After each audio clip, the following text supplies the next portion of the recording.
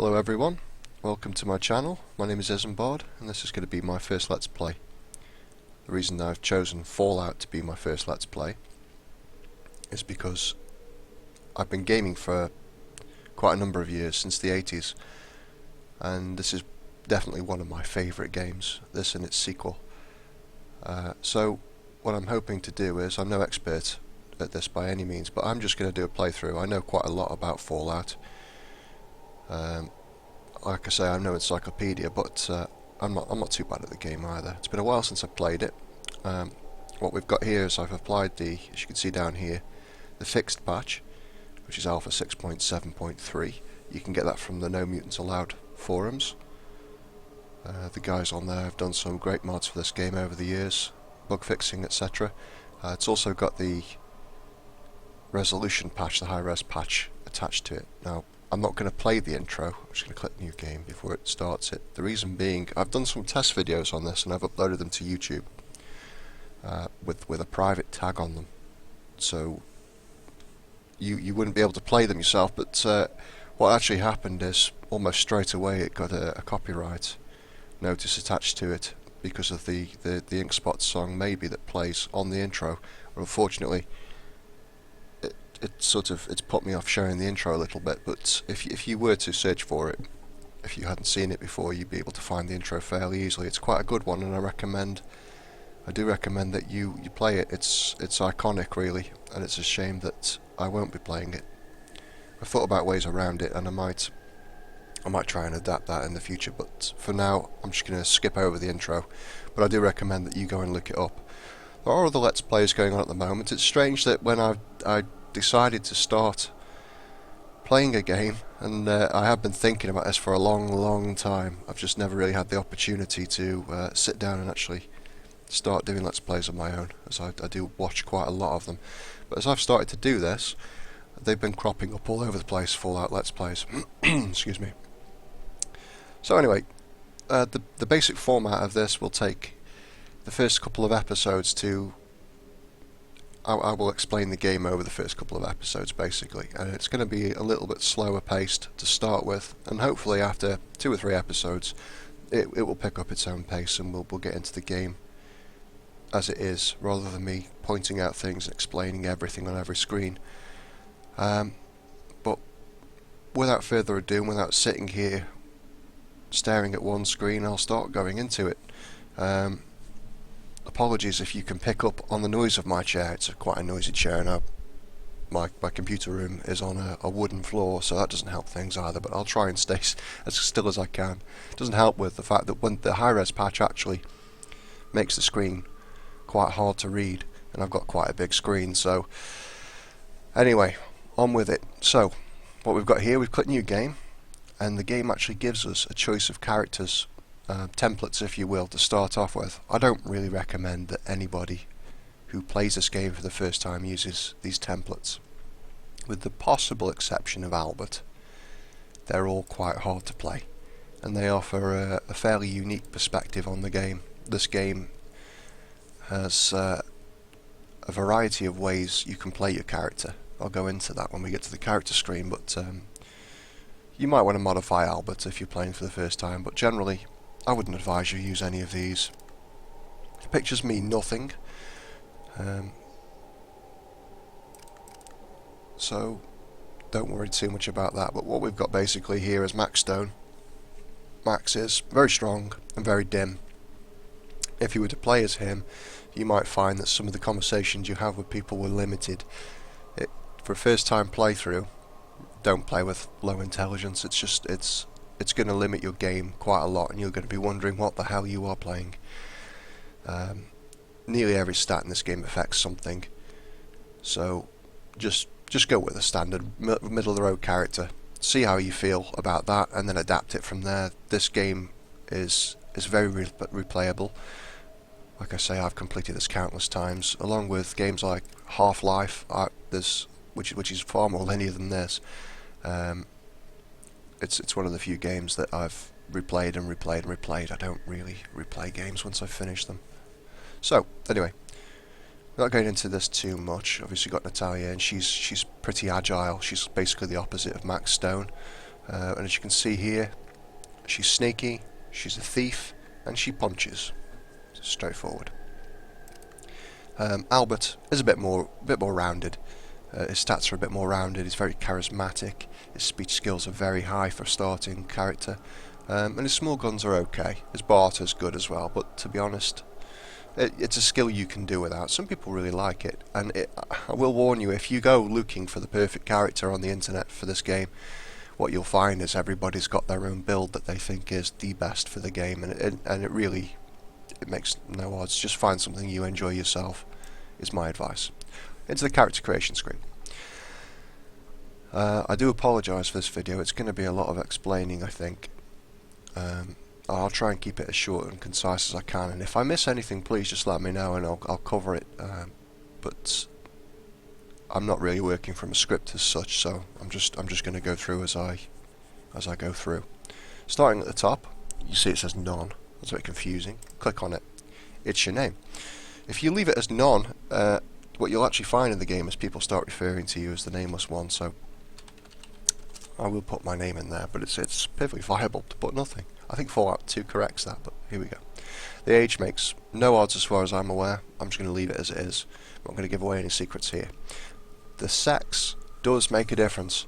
It's one of the few games where, especially considering the amount of writing in this game, it's surprising that they've done this, but if you were to pick a female character, you would have different interactions with different characters. Not all of them, but it does make a difference in certain scenarios. I'm going to stick with the male for now. I say for now, it's going to be the playthrough, it's not going to change later on, but yeah. It's, again, if you play through it the second time, third time, try changing that and see how you like it. It's got a different perspective. Fallout 2 probably more so than Fallout, but it's still perfectly valid in Fallout. Now then, I have no specific build for this character in mind. I don't know what I'm going to do with it yet. I'm just going to have a play with it and see what comes out. I've got a rough idea of what I want, but we'll see. So here we got the special system, and that's what Fallout uses as its stats system. As you can see here, we've got strength, perception, endurance, charisma, intelligence, agility, and luck. And if you look down the first letters of these stats, you see it spells out special, and that's all it means. So, some of these are more important than others, especially with the kind of build I'm thinking along. So, what I'm going to do here is I'm thinking I want a high agility character. I've got these 5 points to spend, but I can also knock points out to give me more if I wanted to.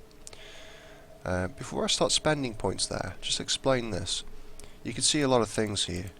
Obviously, this screen isn't just going to be used for character creation, it's going to be the character screen with certain things missing. It changes a little bit down here, and this disappears here, the plus and minuses on the skills.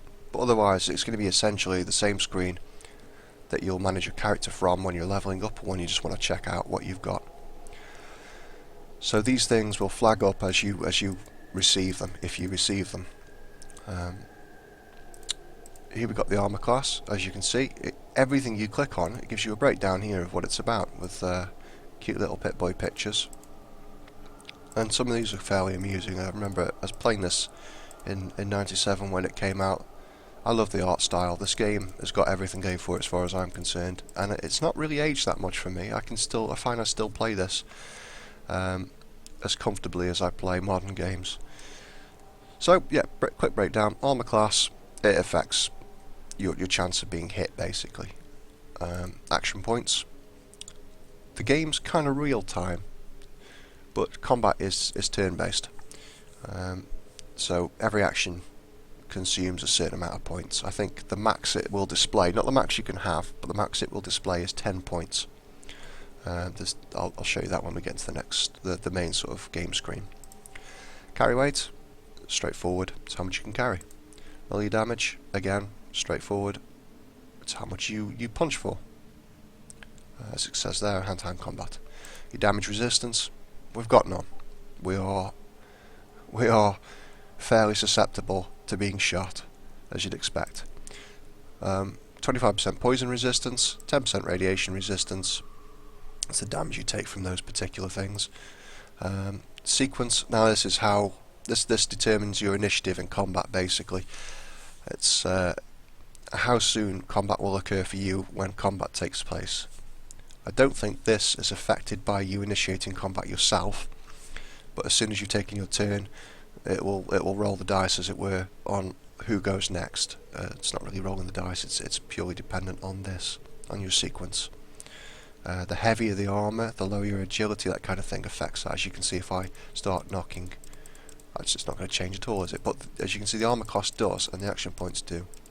So I'm not entirely sure what affects that then. I'll shut up about that particular one. Maybe somebody can correct me and point out what affects sequence.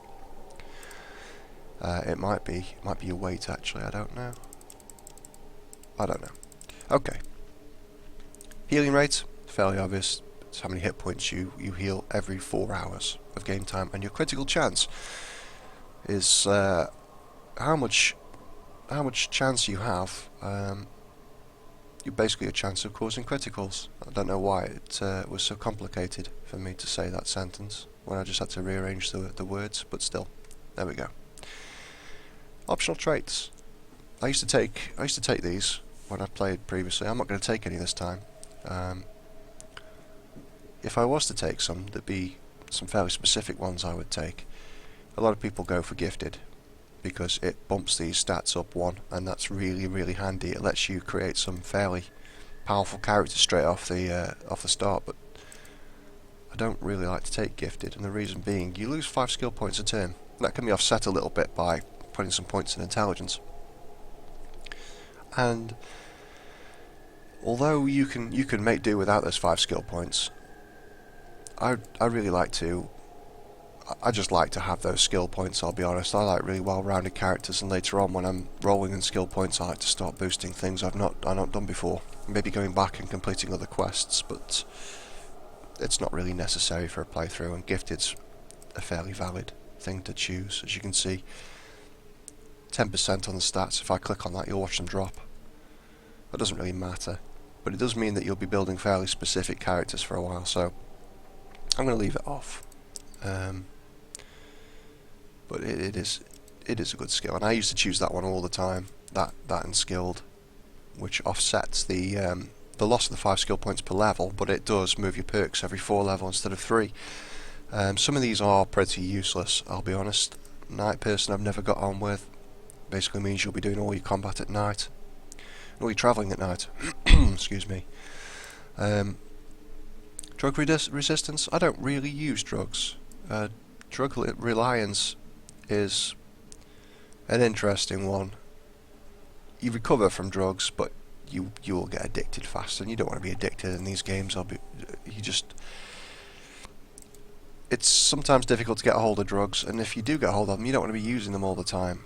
It's not so much of an issue in this game, but drugs are a fairly big thing in Fallout.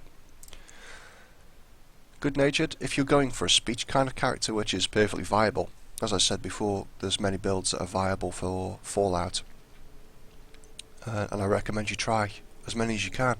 Some of these skill points, which I'll get into later, these skill types I should say, they only come into their own later on in the game, specifically big guns, energy weapons, that kind of thing. But you could have a purely speech-based character, and you could get through the vast majority of the game without combat. Well, the vast majority, but certainly a large portion of the game without combat. So things like good-natured make that even easier. As you can see, if I click on that, you can watch the skills change. Barter and speech go up, but my weapon skills drop. I think first aid goes up as well. Yeah, it does. So yeah, it's a good one for if you're going for a non-combat character. Jinxed. It's fairly amusing. Don't do it on a first playthrough. You'll be frustrated. It's one of those skills that like I say, it's fairly amusing for another playthrough. You'll watch everybody critically failing all around you, including you, and it can come at the worst times. Bloody mess. I've used it once. I don't really like it. You basically see everybody die in the worst possible way. There's various animations for death in this game. Some of them are fairly gratuitous, and seeing them all the time when all you've done is basically flick somebody's ear hole, it's it's a bit over the top. It's amusing at first, and then it sort of takes away from the game a little bit for me. Purely because if you don't choose it and you do a significant amount of damage to somebody, you'll see those deaths anyway, and you know that you've achieved a pretty good critical hit. Moving on, fast shot. This one, if you're power playing, I suppose it's pretty good. I've seen people play through with fast shot. It makes fighting fairly cheap, and you can get a lot of damage in. Unfortunately, what it means is you can't use the VAT system, and a big part of this game for me is picking where I'm going to shoot somebody. The VAT system I will show you when we get into the game itself. It basically lets you specify where you want to hit somebody, so you can target individual body parts. Heavy-handed, yeah, you get more melee damage, and that's really helpful, but the lower critical hits that you get, minus 30% critical hits as it says there, crits are fairly important, and I like the crits. The crits give different effects, and they give you a certain tactical advantage during the game where you can cripple somebody's leg or blind them, knock them out, that kind of thing. Kamikaze, yeah, it gives you, that does affect your sequence, I know that, so you'll go first, but your armor class is purely reliant on the armor you're using. If I hit that, you watch my armor class drop to 0. It's fairly crippling at the start of the game. Some of these skills make the start of the game very, very hard indeed. Finesse is a good one. Less actual damage. It's basically the opposite of heavy-handed. You'll get 10% critical chance, which is really, really useful. And I've played through on Finesse. And Finesse is a very good skill to have, because the 30% less physical damage can be significantly offset by that plus 10% critical chance. So, yeah, it's not a bad one to have. One-hander, if you're going to use pistols, it's great. If you're planning on using anything larger, it's not so good. But again, it's another viable build. You can go through the entire game using pistols and one-handed weapons. So, yeah, okay, small frame. That's not too bad, really. If I was to choose it, you could watch my carry weight drop by 50. If I was to lower my strength to 4 and choose it, it drops to 85. You can see it's affected by the strength as well, so it's a good one for the agility, but it's not, to me, it's not really worth it. And carry weight, it can be frustrating later on in the game having a low carry weight, especially without companions to drop things into, because you'll end up leaving things behind that you probably want to take with you. And I'll confess now, I am a pack rat in these games. I find it very difficult to leave 3 things behind. Bruiser, yeah, you get your strength, you lose your action points, and I'm going to go for an action pointy kind of character anyway, so not really worth it. Fast metabolism gives you +2 healing rate, but your resistances to poison and radiation drop to 0. I'm not going to use it, it's not really worth it. My plan is not to be hit that much. That probably won't turn out the way I intend it to, but yeah, like I say, I'm not going to choose any traits this time. What I am going to choose for the skills, I think, thinking about it while we're talking, I'm probably going to go with small guns, which is a good starting skill. It starts at 60% with these all at 5. As I change these, like for example, if I was to change perception, no, again, I'm pretty sure perception, well, I was fairly confident perception affected that, but it doesn't seem to.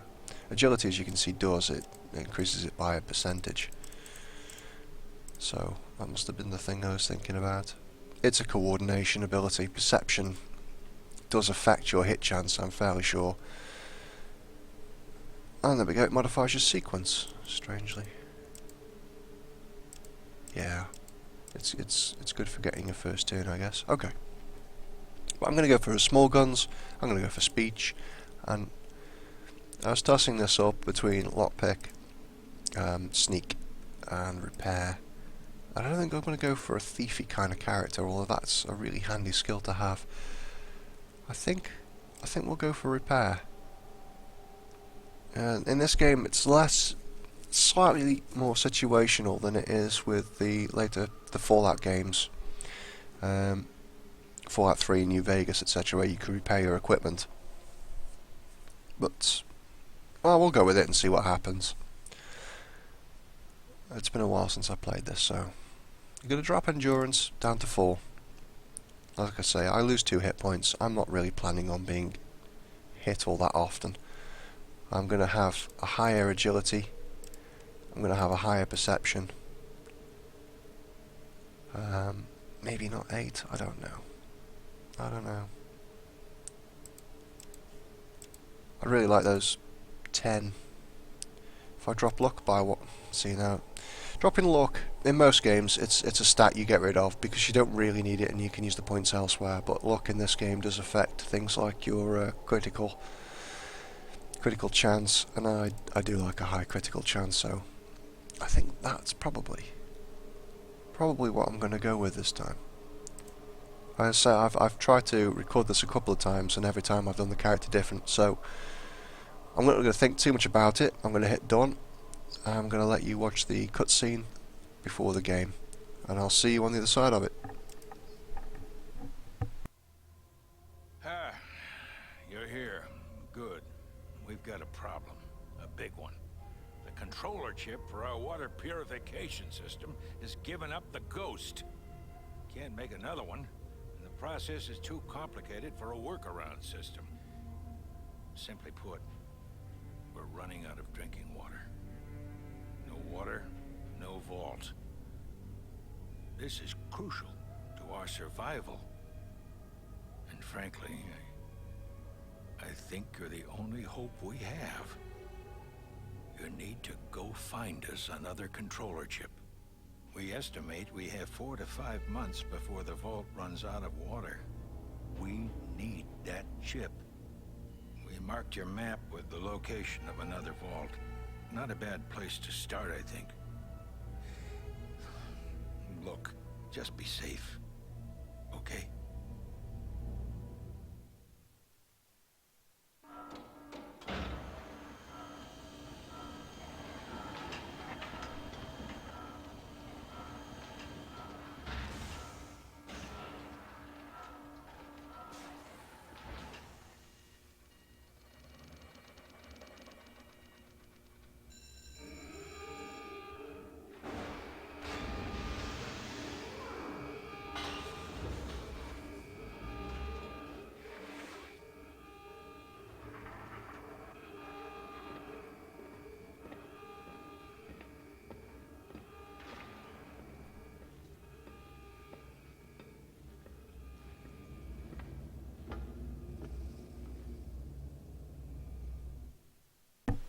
Okay,